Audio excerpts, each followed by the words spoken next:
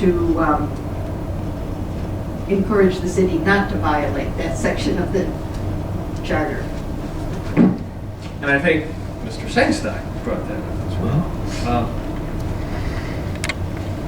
Don't courts enact penalties? Absolutely. I mean, and that's my opinion on that right there. Yeah, Mr. Metropolis brought up a good point last week.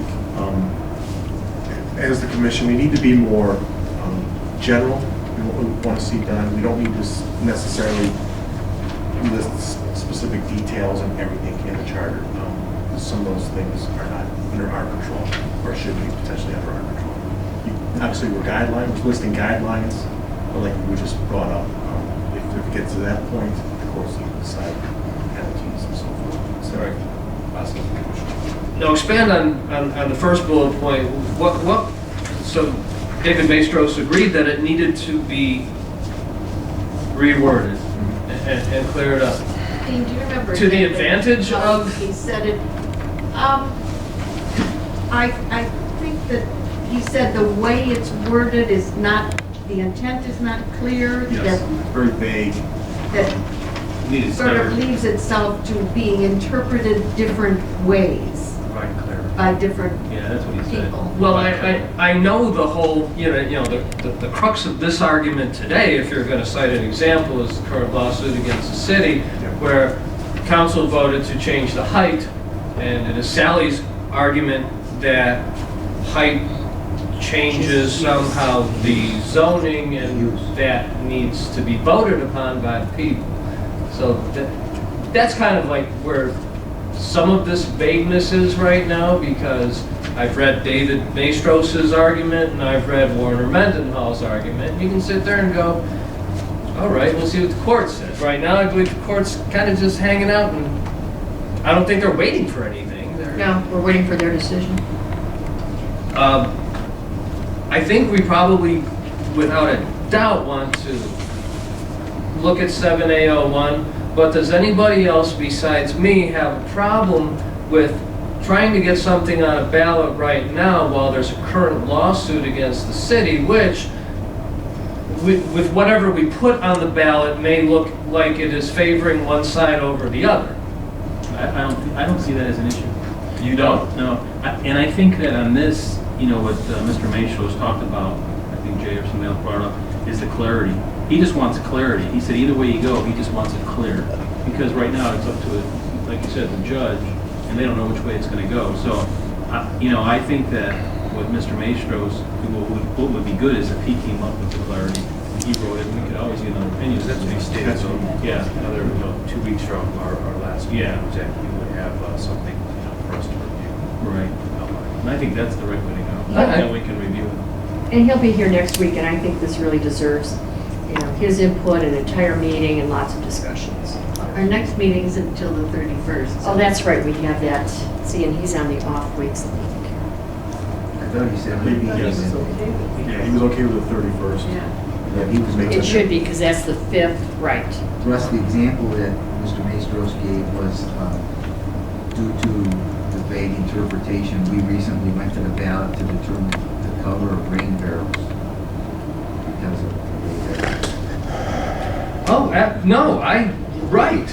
I agree with that.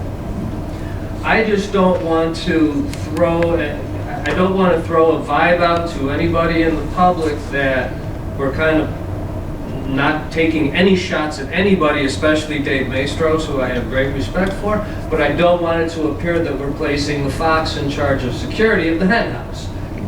There's a pending lawsuit right now. That's the bottom line. Well, his whole point is the reason there's a lawsuit is because there's no clarification. Right. And he interpreted it one way and obviously been interpreted another. I totally agree with that. So what if we change this and we get an amendment and we still haven't had a decision from the court, and it gets on the ballot in November, and whatever's decided pretty much it spells it out right there. The lawsuit will go this way or it will go this way. You know what, Russ, I think it'd be a good idea if this commission gets prepared. you develop the language. Oh, I that- totally want to be that you prepared. want to get on the ballot. And the ballot's a long way away, it's November.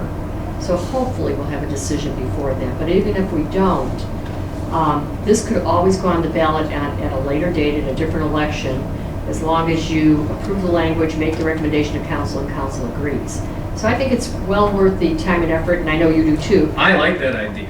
to put it together and get something going on it. I agree. You know, plus the fact that commission doesn't meet again for 5 years. Right. And this has given the city a number of ongoing problems over the years. So it really needs to be clarified. Well, it does, but there are other ways for things to get on the ballot. For instance, council can place it on the ballot without the Charter Review Commission. You know, so if by chance, and I'm all for, I think being prepared and saying, you know, the Charter Review Commission does endorse this, you know, this is a good start, but let's see how the lawsuit pans out if it's not settled by the November election. And we don't want it to not be settled by then, but God knows it's the courts, so who knows? If one side wins, the other may appeal. Things can get dragged on for quite some time. So, but I think to have our ducks in a row makes a ton of sense.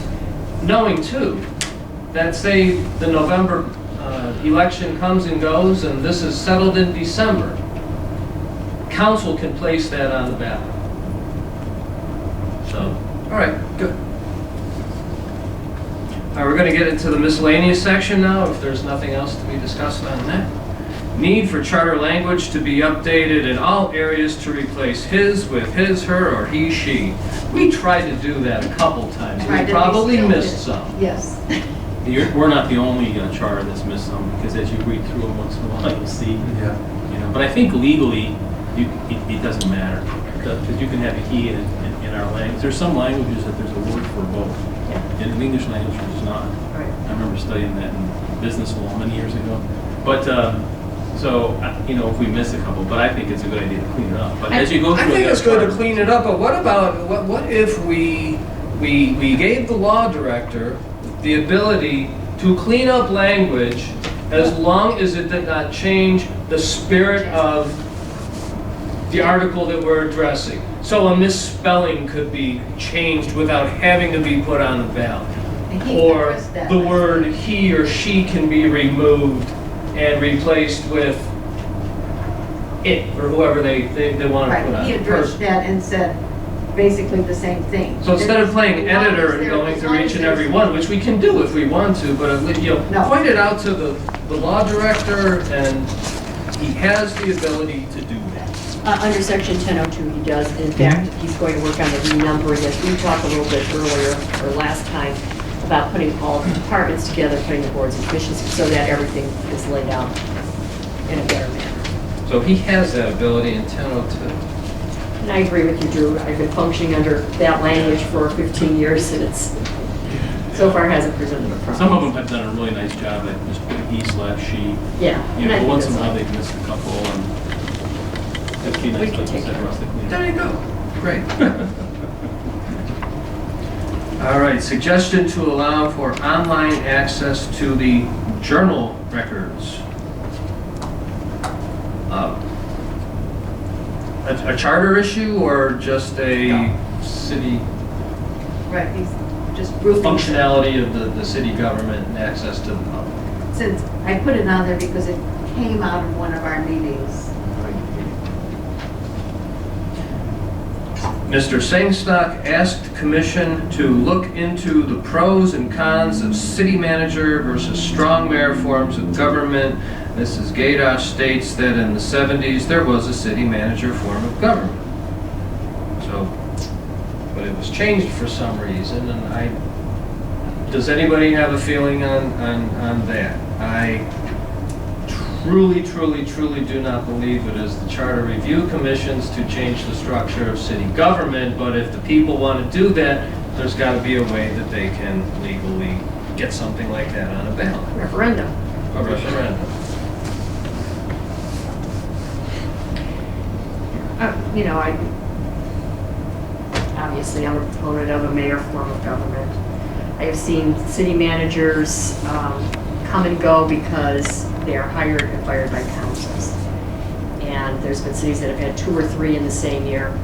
Pete knows some history on city managers, and maybe he has. You will have city managers that were there for 20, 25 years, and you'll have them change when the majority council changes. That's just what happens. And I really believe it's a function of the residents to decide who is going to be the executive of their city. Well, And if you leave it up, if otherwise you have a council, and they're elected, granted you that, they're elected, but I sort of think that should be to the vote of the people. no, I agree, and I don't know, I'm sorry. No, I was going to say, it's that, in my opinion, having grown up in a city manager form of government, the difference, to your point, Mayor, is having 4 people decide who the CEO of the city is versus 51% of the general public as a voter. And that's why I just like the mayor form of government. And in that example, that there are city managers who could be there for 25 years, and then some, your example, where I grew up, they were changed pretty quickly. Neither one was great. In my view, 25 years were changing quickly, So, but I think that, like you said, Ross, if people really want a referendum, it doesn't look like the council chambers are filled here screaming for a city manager. I wasn't around in Twinsburg at the time that they changed from city manager to a mayor. But what instigates that change? I'm curious, Lauren. You may know. Who came up with the idea at the time? Well, actually, I don't think, Lauren, how long have you lived here? A couple years? No, 7 years. I've been here since 1977, and that was one of the first issues I wrote about. Oh, so what inspired it? Well, from my understanding, there was a lot of contention among council members about who the city manager was going to be, and it changed frequently. And Mayor Parisi was able to get it on the ballot, and it was changed in, I believe, 1981. Now, based on that, Is that correct? leave personalities out of this for a moment. From a professional standpoint, I've worked in both city manager forms of government and in mayor council forms of government. It really is a function of the Charter Review Commission to look at those areas. And there were some Charter Review Commission in the past thought this should be a city manager form of government, and then it changed. The function of change is who wants to have what form of government, the benefits and minuses. City manager is appointed by the elected council people. So there are how many council people? 7. Okay, you got 7 council people here that would interview city managers, talk to those city managers, and then make a determination of which one has the professional credentials, experience, and the areas of what they're looking for, the talents they want for their community. When you have a elected mayor position, what you're dealing with is there any qualifications for the mayor to be an elector? You have to live in the city for a period of time. Doesn't say you have to know anything about city government, but you certainly should. Can you learn? Yes, you can. Can you go to classes? Yes, you can. I think the city manager form of government, when you point to, yes, it can be changed, because if you have 7 people running the city or the city manager's doing a bad job, you have the ability as those 7 people to get rid of them. And that's a big plus in a lot of respects. There is some issues as far as institutional knowledge, but I think one of the things you look at for mayor versus city manager, I think when your city gets to a certain size, like Twinsburg, in the budget this year is $54 million. Last year, other years is $40 million. That's a lot of money. And there's a lot of information and professional credentials you need to be a city manager. I was a finance director, but I know I've worked with city managers. They have a broad base of knowledge. And the mayor's force, she was on council. Then she moved into the mayor's position. So she had the ability to say, yeah, I know a little bit about city government. But, do mayors, as a general rule, from a standpoint as a citizen voting on a form of government, does a mayor automatically walk in and know what it takes to be the director of public safety? No. You have to have tenure, you have to have understanding. You've got to have a lot of education in those, in my opinion, in a community this size. And population and budget size, in my personal opinion, should determine a lot of things with government, but people don't always look at it that way. But again, city manager, professional credentials, the person can be changed if you're not getting the results you want. If you elect the mayor, an elected person, you don't get the results you want, then you're stuck with it for 4 years unless you can use the key word referendum. And let me assure you, referendum is a real well-known political word in Ohio for make it as difficult as possible for the people to go out and really get organized to fight some position that the government has taken. So referendum, although it exists, it isn't an easy process. It's a very cumbersome process. So is recalling. It's a cumbersome process. But back to the question, city manager, form of government, I believe it warrants investigation, but you have to do it from a perspective of the old Ben Franklin T thing, okay? Positive, negative. What's the good things about elected mayor, the bad things about elected? Same thing with city manager. I think if you look at it from that perspective, then you could determine whether or not your city is of the size and an operational complexity where you should have a city manager. This city is a very complex organization. If you look at it, we have 8 marketing units, 160 plus employees, $54 million budget. Does any one of you up there think, hey, I could run for mayor and I could be the CEO of that tomorrow? And I don't necessarily agree that it should always just be somebody from council that's been here for 10 years to be your mayor, because it may not always be. So a lot of things can happen when you have to look at it and consider it. Just weigh all the different pluses and minuses, because they do exist out there for those forms of government. That's what I want to say, unless you have other questions. Thanks.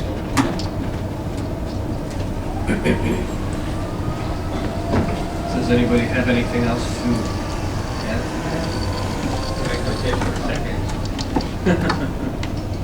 I don't know if I talked for 58 minutes, I did. Make sure you state your name. Okay, Steve Metropolis, 9044 Gettysburg Drive, Twinsburg, Ohio. And Warren and I have disagreed on issues in the past. But I will agree with him on this one. There are pluses and minuses to each. I have worked for city managers, I have worked for mayors. Depends on who you get. I've seen good city managers, bad. I've seen good mayors and bad ones. So there are pluses and minuses. Like he says, there are certain thresholds you reach as far as budgets and city sizes and stuff. The old rule of thumb when I was in graduate school was, 5,000 people or less, you have a mayor. 50,000 people or more, you have a mayor. Between 5,000 and 50,000, you have a city. That was the rule of thumb. I don't know how good it stands up today. And as far as mayors and city managers here in the city of Twinsburg, I believe we started off in 1957 with a mayor. And we changed it to city manager and we changed it. There are pluses and minuses like Warren said, so okay, thank you. Thank you. Well, I would definitely agree, there's pluses and pluses and minuses to both of those things, but I lived through a period here in town where it was very contentious, city managers, and they were coming and going frequently, and there were some very good ones that got let go, unfortunately. I don't know, it just seems that when you have 7 people in charge of who's going to run the city that, actually 4. Well, Good point. unless it's a It could be super 4. majority, then it would be 5, but Could be 4. it's, I don't know. And I'll just throw out this too, as much as I believe it would be, as much as I don't like the primary election, and if it were up to me, I would do away with it tomorrow, but I think a lot of people would be offended at that. I think it would be very, very hard to convince people that they no longer have the chance to vote for mayor. That we're going to have, let's look at a city manager. Just my opinion.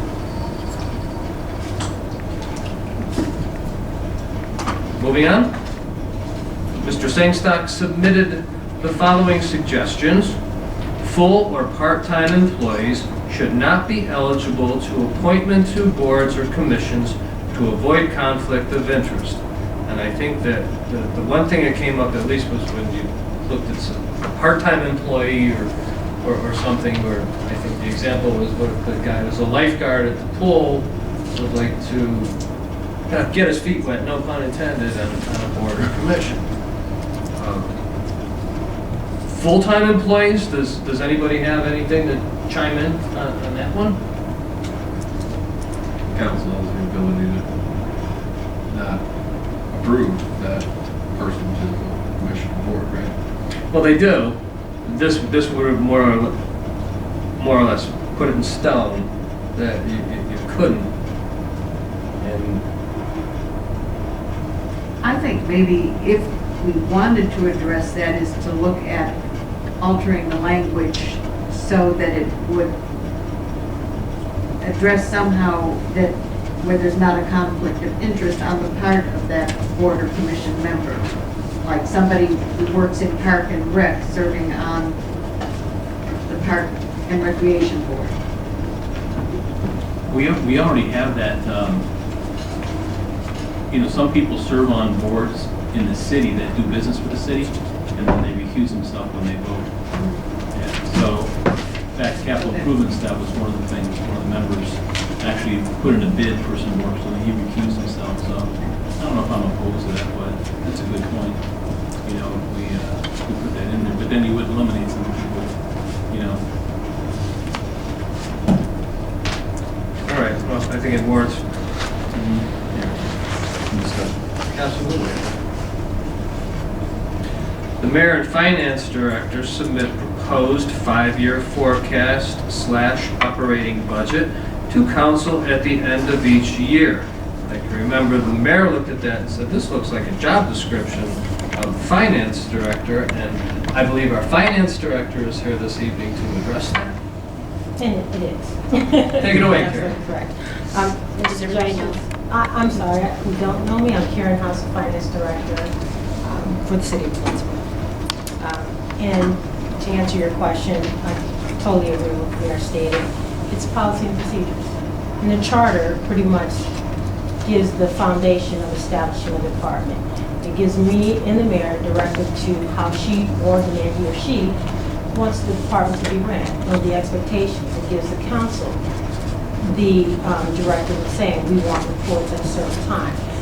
Currently, the way we operate now is that council gets their budgets and information and revenue forecasting start of August. And we have layers and layers and layers before we even adopt the budget. We have charter, we have the, not charter, we have the capital improvement board. That's a layer that looks over the capital proposed. Jenny Spear's been on it for a very long time. And then over it, there's procedures before we even get to that. So council gets the first review of the budget starting in August. So I think we're ahead of the game in the process. We're very proactive as far as engaging council. Then after it goes to the capital simultaneously, it goes to the finance committee. They review it. We have hearings layered on that. Whatever finance committee gets, council gets. And when council wants to come in on the finance committee, they come. And the same applies to the to the capital improvement. Same thing. They are all invited to come, and they review at the same time that the capital improvement as well as the finance committee. So these are policies that they're recommending, and it should not be in a charter. And we operate 90 days prior to. This year actually was the first year that we didn't have 90 days, but because we were implementing a new software, we were installing it, so we were a little bit short than we normally are. But we involved in the department as far as gathering budgets and revenue projections. How far do you project out? Well, and that's interesting. This year, we had a projection last year we do per year. However, capital improvement, when we're talking about what our capital improvements are, we have a capital improvement fund. And so how we fund that. So what we do is, here's what the projected projects are. We have discussions actively about what we're going to fund, how we're going to fund it, how much money should be in the capital improvement fund. So it's almost as if to say finance and council are not receiving information. Indeed they are. We have a policy that it will be funded by $3 million. $3 million, to have at least the ending balance of that, and we funded it that way. So we do have policy and procedures in place, and we don't need a charter because we're ahead of what's being proposed. As far as the ending one that said 120 days thereafter, the mayor presents a State of the City address every year that recaps the performance of the city going ahead, and then also indicates and discusses the 2014 or the current. So there's also information provided as well. So again, this is a policy suggestion, and as far as you put in the charter, so every time the mayor or council or new council and the mayor comes in and wants to make a change, we have to have full vote for that, to make that change. It's a policy. I just want to state, is this another point that we're starting to define the chart a little bit too specific as opposed to more of a general wording on issues? That's my own concern. I agree, the charter should establish the departments. It establishes the Department of Law, Department of Finance, Department of Public Safety, Public Works, Parks and Recreation was just added. So it really sets up the department, but once you get into the policies of the department, those have to remain flexible. Now, I know when I was on capital improvement, we did get forecasts from the department. I don't know currently what one year we had 5. 5 is, for most things, is fairly useless. 3 I found very good, because what happens, you get 4 years down, it's all different. Stuff happens. Typically, Next I will year, tell you the year this. after, it gives you something to look at to see, well, there's a big thing coming down here 2 years down the road. So we need to take that into consideration because it could affect what we're working on, or that 2 years down the road could be affected by our decisions we're making for the coming year. So it's really nice to have forecasts, and they're very handy. Every year, the departments update their 5-year capital. That is a requirement. And the mayor requires it usually in August as well. Yes, absolutely. Yes, Lauren? Since it was my idea, I'd like just a few minutes to speak on that issue. It is not a part of a job description, nor is it part of a policy. What it is part of what's called financial planning.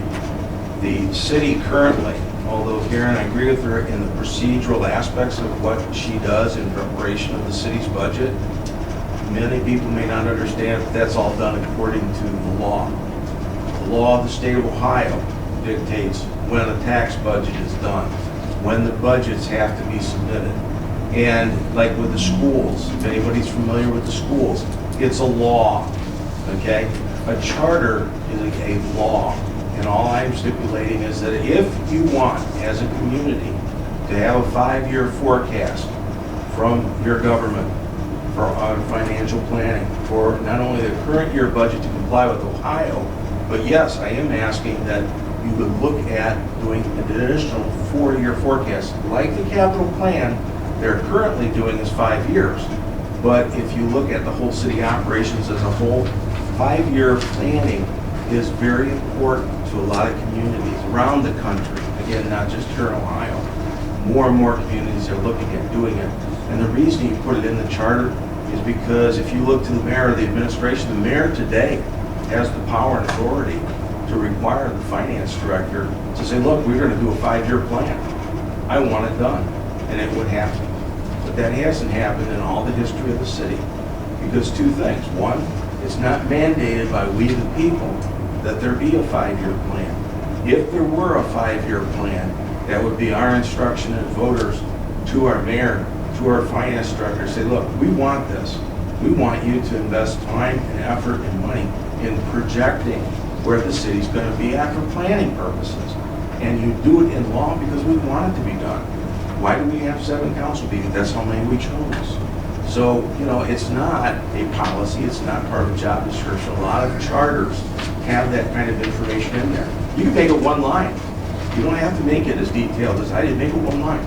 That the mayor and finance director shall provide a 5-year forecast, period. And then you can leave it up to them how detailed they want to make it. I just chose to put it in there because it's a logical sequence if you're going to do a 5-year capital plan, to do a 5-year budget forecast, to make sure you're going to have funding available. It's also very beneficial to taxpayers when you look at things like levies. Do we really need it? Don't we really need it? Is somebody panicking? You can look at things in a forecasting financial means. How many of us look forward to retirement? Do we plan our retirements and what's going to take place next year? No. We look at it 30 years from now, maybe 20 years from now, 15 years from now. So it isn't something that's just year to year. Just so you know, the current law of Ohio is 1 year, but in schools it's 5, and they did it through law. So you have to do it through the charter. It's the only way I know to do it, to have it enforced. And the reason why 5-year for the schools is because they have levies that typically run 5 years. That's the reason for that. And that's why they say, for cities, requirement by law, Ohio by call 1 year. So, now Lauren, in 2 parts, I hear Jenny over here saying that, a 5-year plan for a city, you can almost throw it out because I think her main thing was that things change over that period of time. And as a financial planner myself, I understand what you're talking about. We're talking about planning for retirement and everything, but we're usually talking about growing assets and investing. And cities are more or less talking about managing spending with revenue that's coming in. And it is somewhat, I would think, a year-to-year basis. For instance, if we had a 5-year projection, and you wouldn't be holding anybody's thumbs to the screws on a 5-year projection, but there's no way that you can account for Chrysler closing down. Right. So you're in your 2nd year of your projection, but now you're projecting out another 5 years, but then boom, you've got this. And I've got to give the city credit where we went through that. We weathered a storm quite well. I mean, that is, government as well as the people pulling together and voting for a raise in income taxes, and then 5 years later, the city following through with their promise that they put it back on the ballot. And, Right. And I know next year I don't have to pay any taxes. Additional. No tax, you're gonna have to jail, my friend. No, I pay, no, I don't know if you guys realize this. I mean, aside from real estate taxes, next year I will pay 0 in income taxes because of the reciprocity. Right. First time I did my taxes, I called up the director of finance because I thought I did them wrong. But how do you counter, what I think Jenny made a good point there was that. Well, when you use the word forecast, Jenny is correct. Because when you do any budget, as Karen will vouch, when you do a budget the first of the year, how many times during the year do you amend that budget? Because the same thing holds true with a 5-year forecast. It's not set in stone. I said forecast. I didn't say 5-year guarantee. But what it does is it will allow, and it basically mandates that the administration of your city put together the thought process of a 5-year plan. So that when you're doing negotiations with 8 different bargaining units, a 3% increase plus the cost of benefits in 1 year might be X, but over a 5-year period with compounding, it might be Y. And so when you start to do those things in government, what it does is it does 2 things. It gives you discipline in finance, and it also gives you the ability to do better planning for hiring or what your manpower requirements are. In the city, just like schools, it's a very large portion of it is personnel and personnel cost and benefits.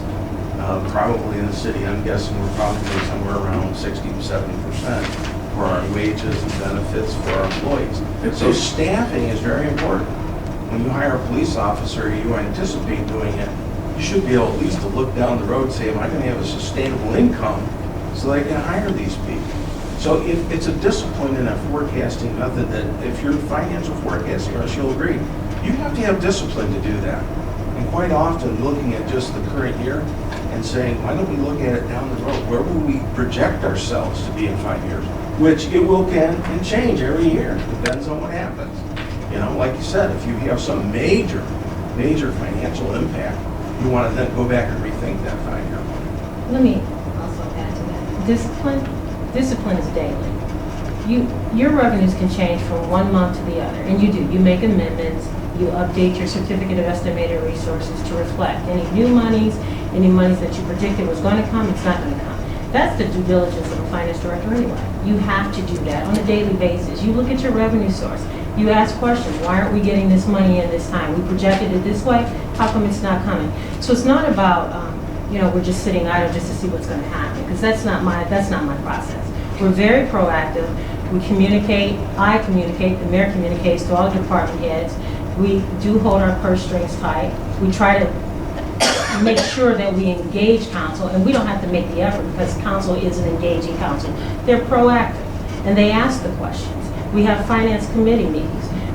That's why the layer of planning a budget is so extensive, because they are involved. So, I could project 5 years, and what is it going to mean for me?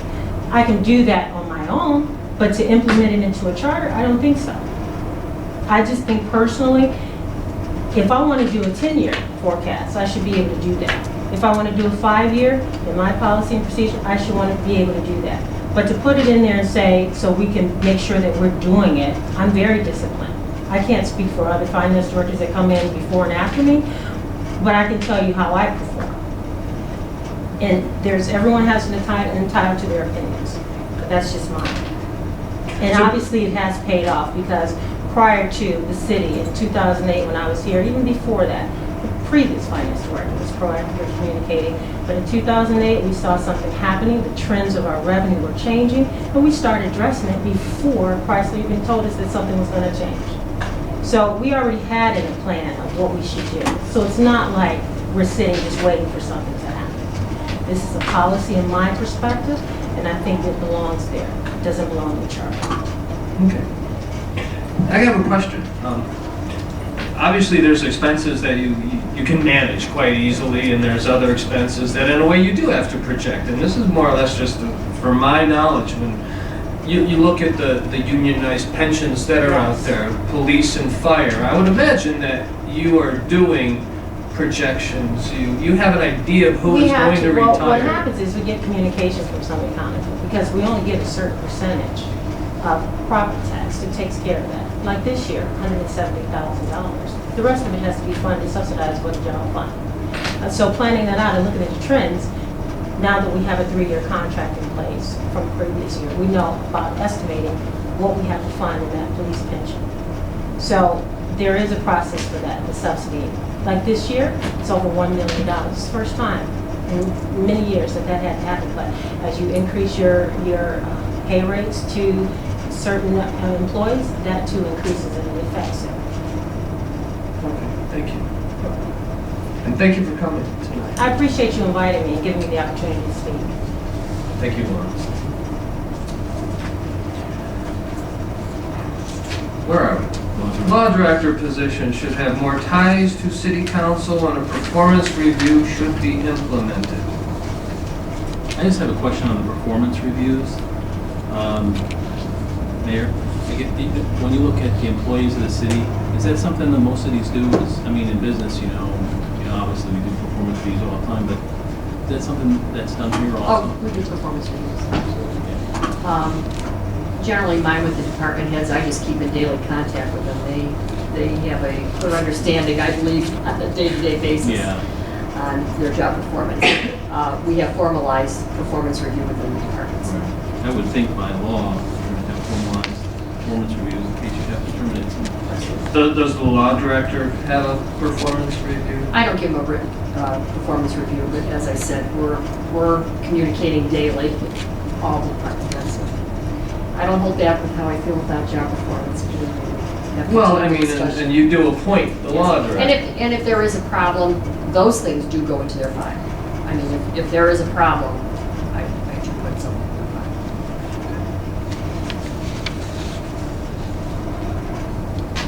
Does anybody else have any? Yes, if council objects to the way the law director does something, can they make out something to be placed in the law director's file?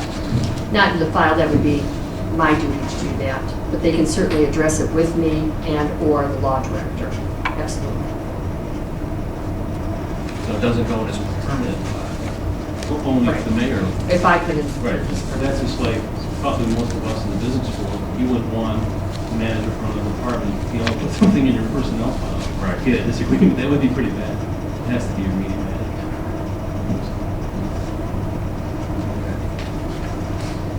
And penalties for non-performance of elected officials should be implemented. I kind of touched on that one, so you know my opinion on that earlier. And more or less it was a penalty of government or an official who had made something up. And my argument was that what courts are for, but does anybody have penalties for non-performance of elected officials? I guess some would get fired and some could be recalled. Who decides that? Definitely won't be reelected. You're right.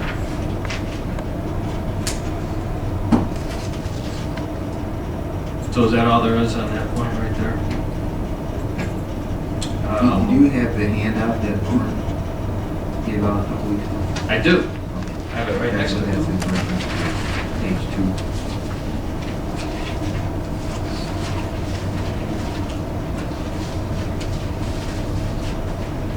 I mean, we can run over this, I guess, very quickly.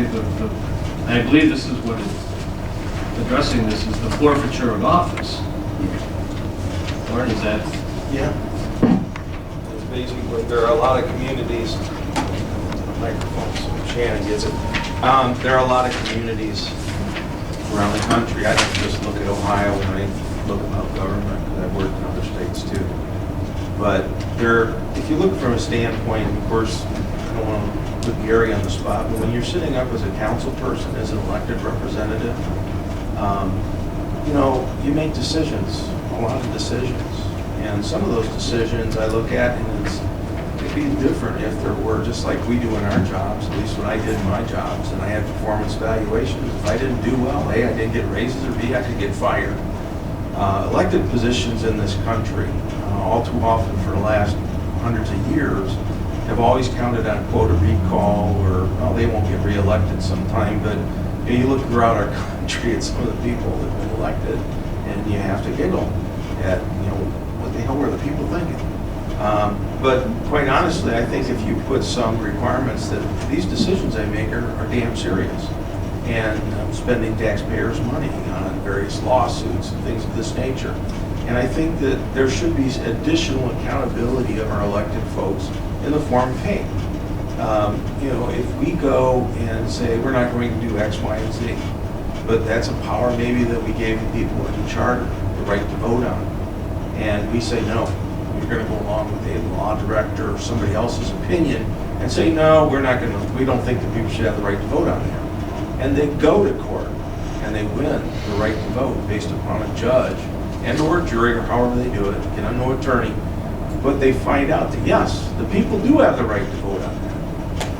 I don't know how you feel, but I think the charter is all about that. It's about our rights on how we want to be governed. And from my perspective, there's all kinds of disciplinary measures on everybody that works for our city except for our elected people. The only thing they risk is a recall, which again is extremely cumbersome. The forfeiture of office, I think, is something that if you look at, just like the, quote, other communities, you call whatever you want. You could call it an impeachment hearing. We don't have any rules for impeachment. If we think somebody's not doing their job or they've done something wrong, what happens today is if one of our council people commits and is found guilty of a felony, what happens to them? Do they have to be recalled, or do they automatically lose their position? Our charter is silent to it. It doesn't say. Don't they take an oath of office? Absolutely. And under section 904, there's removal for malfeasance, misfeasance, for neglect of duty. But it's through recall, isn't it? No, How do they do it? members of the council can remove. Council one of may their- expel or Absolutely. remove any of its own members. No. If you feel that's sufficient, then so be it. Oh, we'll do a comparison. Yeah, I think we will take a throw closer some look ideas out there. and compare, your piece on forfeiture of office.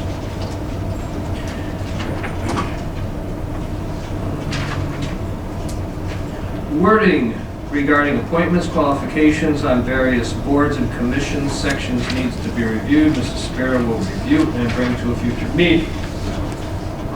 Do that.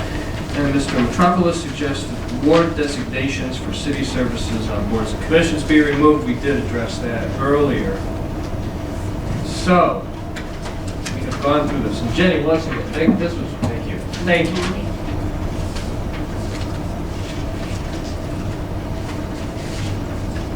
I think we've had our audience comments section. Is there any miscellaneous things that need to be brought up at this point in time? There being none, I believe we did set the date for the next meeting, March 31st at 7 p.m. Excuse me, Raj. I did have other than, I know I've been talking a lot, but that's because I Go right ahead. gave you a lot. I'd like just a couple of minutes on some things since I've been to all the meetings. After the last CRC meeting, and there was a release of a new document to you all by the law director, I started looking into the records regarding section 10.01 of the charter.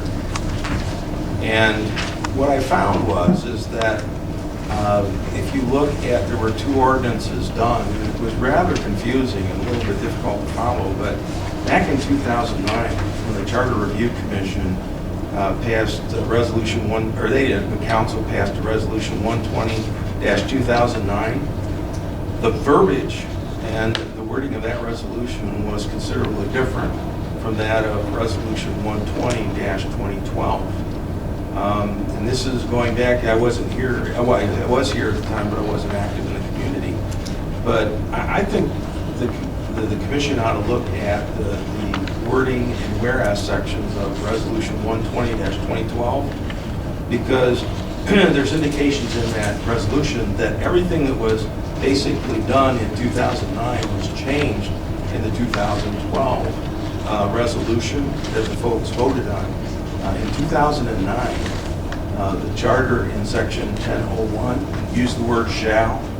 So it was implied that whatever this commission came up with in the charter amendments shall basically go to the ballot unless, I think, 5 of the 7 members of council.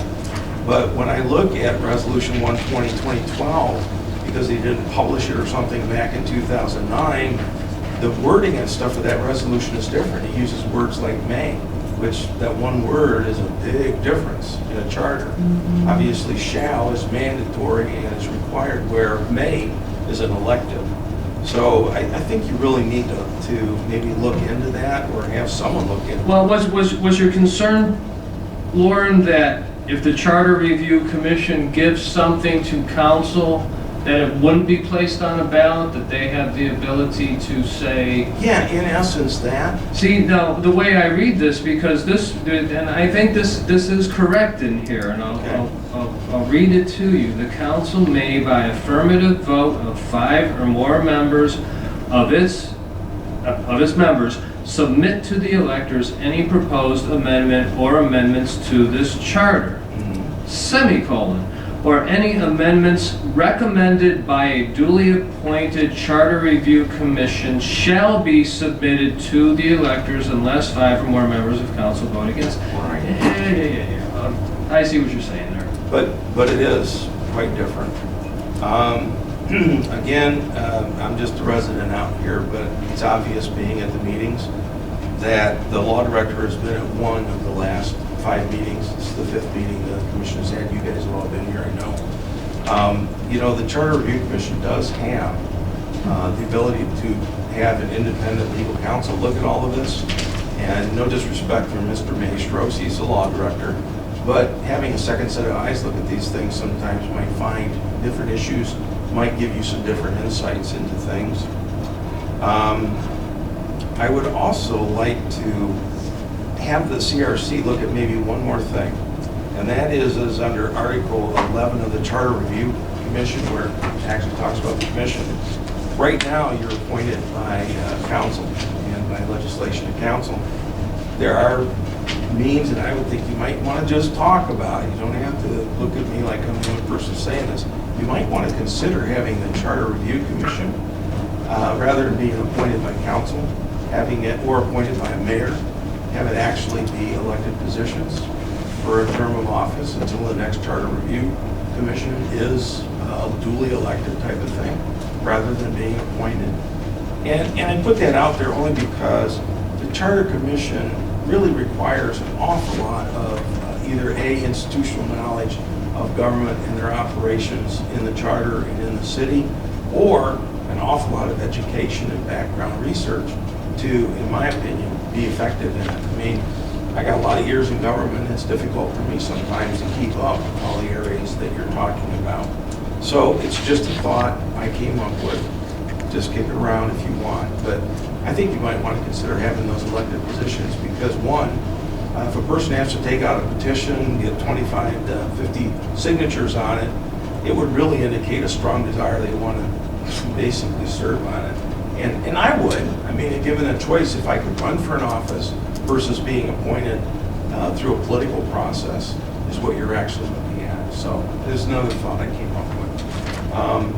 I do think that in looking at the clarity of 7A01, I just urge everybody here to be very cautious on that because 7A01 is obviously the rights of the citizens to vote on what our community's future is.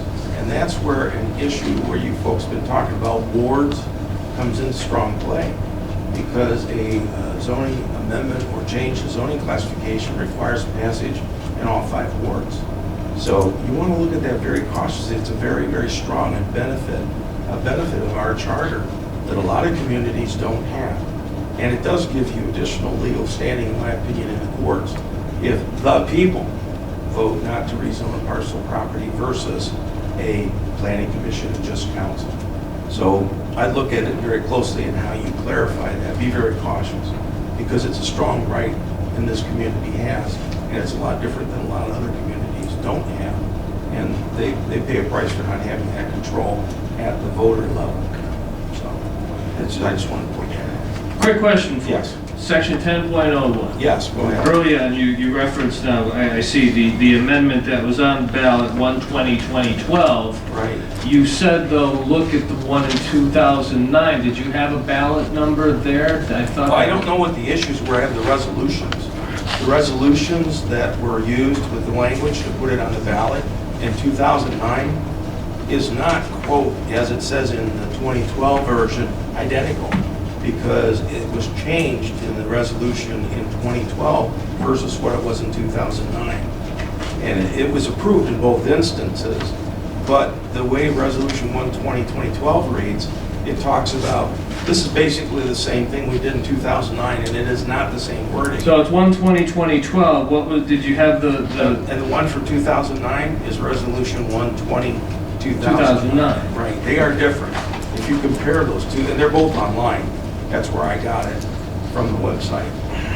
And correct me if I'm mistaken, but 1/20/2009 passed, Yes. but it's one of those that was not official because of the notification process, the publication process that was needed in the paper, correct? So it Well, had to be there placed was on a the ballot public, again? there was a publication issue, as I understand it, the 2009 ballot. But under what I understand about the laws, what I've read in the Constitution here in Ohio is upheld that when the voters vote on an issue, whether it was published or not, once the voters have actually voted on it, it is law, and it is a charter amendment that way. That's the way I've read it. And if you look at what we did there, it implies in 2012 that it's exactly what took place, identical is the word they use, to 2009, and it is not. It was different. So if you take a close look at it, you'll see what I'm talking about. Thank you. Thank you. That's all I have. So I'd say at that next meeting, be prepared to start at section 3 and dive in and let's make a decision on, I'd say the next meeting, we're going to decide which ones we really want to start seeking ballot language for, and if we do want to pursue this, so let's be prepared to start on that, and we'll work through until, the hours get wee. Sound good? All right. That's all I have, folks. Does anybody have anything else to bring forth before we consider closing? I make a motion that we close this meeting of the Charter Review Commission. I'll second that. Seconded by Dean. I shall call the roll. Twyla Jones. Dave Albright. Yes. Russ Sipin, yes. Dean Martin. Yes. Drew Ramito. Yes. Jenny Spira. Yes. Jay Magnus. Yes. Kimberly Monachino. Yes. All right, we are closed. See you all on the 31st. Oh, 2009.